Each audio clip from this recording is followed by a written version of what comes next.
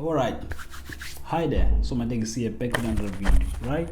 So last week was it, or beginning of this week, I saw something that disturbed me. Obviously I know some people want to watch the world burn, but as a photographer I couldn't just sit still and watch it do that. Oh fuck, that was bad. All right. What happened was I saw a release of was this a CD cover of Maskandi artist's new album, right? So what was happening with this cover, it's a picture of him sitting on a chair, but they had the background removed, right? In their removal of this background, there were things that were done wrong, that they were not done well, and would sort of provoke any other good photographer in the field, right? So here's what's been happening recently. A lot of people have been getting into these apps, right, for removing backgrounds, and they do this for video, for picture, but they may simply not understand the principles behind these things, how to do them correctly, right? So this is just a rundown of what you need to know whenever you're removing a background, either from your picture or a video. Well, here we're going to talk only about a picture, right? Because this concerns my rage towards the butchering that was made on that CD cover, right? This is for Kuzani, whose album is coming out tomorrow, I think, or something like that, right? So here's a few things you need to know about removing backgrounds, right? So let's take a picture here and edit it a bit in terms of camera raw, filter and whatnot, but there's not that much related to what you're talking about in this video, so we're gonna fast forward through that. Then first step is selecting, right?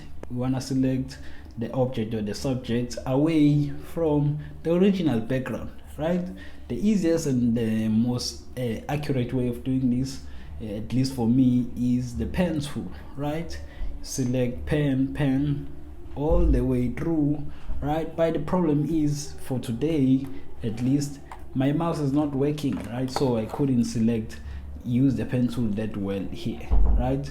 So I just change to another way of selecting an object. Someone is singing outside and it's getting on my nerves just a bit by bit. Why are they singing on the corridor?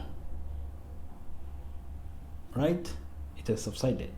Let's see if it's still recording. Okay, so the next way of selecting, there's a lot of ways of selecting on Photoshop, but the next one I use is the quick selection tool. It's very simple to select the object, right? But there's a lot of issues you'll see on the way. It's not that accurate, right? But you can try, maybe feather the thing, and you'll have a better selection of the subject or whatever you want to select, right? Once you've had your subject selected, or maybe you selected some area wrong and whatnot, just press Alt and then you subtract that area you didn't mean to select, right? And then after that, you layer via copy or cut, whatever you want to do, and you have your subject separated from background, right? Then what do? We make a new empty layer, and then we paint this layer with whatever color we want, all right? In terms of, we are replacing the background with this is how people normally do it, or like to do it. Take their picture, select the foreground or the subject, and then background is just a clean color, right? I think this is to imitate studio sort of environment, right? Which is not bad. And then after you've made this layer of whatever color of you're choosing, right? What I've done here is just to move the thing so that you can see the before, like the background before, and then the new background now, right? As you can see here, something is missing in this new background. The thing is just sitting there, the camera is just sitting there, but there's something missing. What is that? Your eyes can see and they can tell something is missing. The shadow is not there, right? How is this thing sitting there? Is it just floating in the air or something like that? There needs to be a shadow, right? The shadow is going to depend on from what direction it's lit, right? Something is lit from this direction, there's going to be a shadow this side. This direction, you understand this thing, you've been running away from your shadow since you were born, so understand how this thing of a shadow works, right? Well, sometimes there may be a need to remove the shadow, have no shadow, right? It will depend on the type of work you're doing, but for most people and for most applications, you will always need to have your shadow, right? So what do we do here? How do we make the shadow appear on this newly formed fake background, right? I'm recording on a phone, so I still need to check if this thing is still running. Yes, stop. Alright, so the easiest way to make a shadow, especially here, is to use our friend the quick selection tool to select the shadow now from the original background, right?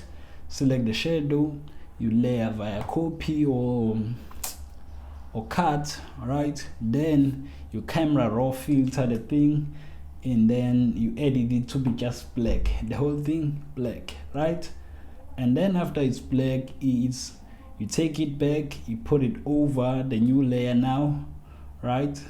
Still same position, and then you decrease the opacity of the thing so that it looks light, just like how your shadow, when you're going, it doesn't completely annihilate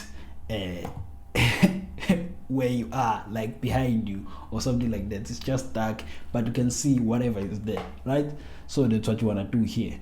But the shadow might be too edgy here in terms of the selection. So what you do to sell the thing is you make it blurry, right? Whatever type of blur you prefer, right? And then after you've made it blurry, it's not bad, right? But here we might need to sell it even more because there's an area that is close to the camera that is not that black or dark here. What do we do? And in this manner, on this way, we employ the second way of making a shadow, which is to make a curves layer, and then you just have your shadows. Yeah, well, your shadows need to be pumped. You're putting in more shadows. The curves layer is something like that. This is the curve, and then down here is your shadows. Up here it's your highlights. When you just take the thing and then down the whole thing, you're taking down your shadows, you're taking down your highlights, your mid-tones, everything just down, right? After you've done the thing, it's dark, completely dark. What do? You have a layer mask, right? Then you invert the mask, then you take your brush tool, you darken the place you wanna have being dark, right?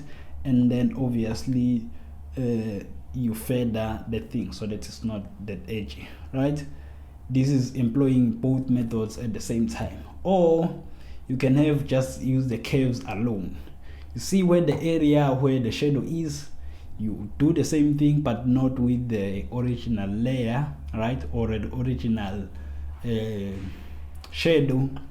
Just make your own shadow, something small and faint next to the camera, small and faint. Your eyes will catch it easily.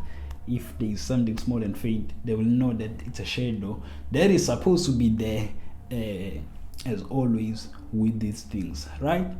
And then that is the first part, right? The shadow, the object needs to have a shadow. If it's a person, they are standing somewhere underneath their shoes, we'd expect to have shadows. If it's someone sitting on a chair, underneath the chair, we'd expect to have shadows. This side, that side, or whatever, it will depend on where the light is placed. But you need to sell these things just a bit, right? Alright, then that is the second part, right? This is This is the most frustrating part that I've seen, right? You're replacing the background, and what do you do? In the background, you just put a picture of whatever amazing location, or a wall that has some other things on it, or whatever is beautiful that you need to have on your background. This has been done by clothing shops since the beginning of time, right? But recently I've seen them hiring, I'm not sure, the photographers they're hiring or whoever is doing this job, the background is also just as clean as the person in front of it, right? Not as clean, but as clear, right? Why is this now?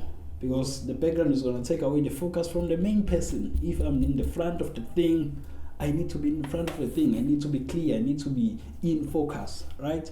So what do we do here? We play with what's called depth. Depth is the separation of the objects, what's in front and in the back. If there's a background, it needs to be a little bit blurry so that I could remain in focus and it doesn't steal away your attention or your eyes from me, right? So if you're replacing a background, you make sure that the background image, right, I've just put whatever random image was close here, the background image is not as clear as the foreground subject or the main subject of the thing, right? So you play it however you want. Obviously with blur and depth, the more blurry the thing, the farther it is in theory, right? So you don't want to blur it that much, just blur it a bit depending on how far I want it to seem, but don't blur it too much as well, because there's a procedural way of doing it just to imitate the lens, but I wouldn't teach that to you today, but there needs to be blur, all right? And then yes, you have a bit more professional picture that has its background replaced and it doesn't look bad, it doesn't make other photographers angry and want to take your job, right? Yeah, those are two things that are important: the shadow of the object or the subject and the blurriness of the new background if you're replacing the background in an image. All right, hopefully this was helpful in some arbitrary way and will help you in the future whenever you want to change the background of a subject, of a picture. All right, that has been it. So Matekisi, I'll see you in the next video. Have a good one. Peace.